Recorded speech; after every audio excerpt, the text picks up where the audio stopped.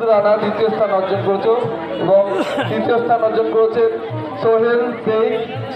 এদেরকে পুরস্কৃত করছেন আমাদের পার্শ্ববর্তী প্রাথমিক বিদ্যালয়ের শিক্ষক শুভ আহমেদ মহাশয়। আমি ওনাকে পুরস্কৃত করার জন্য ভিকি স্ট্যান্ডে যেতে বলছি।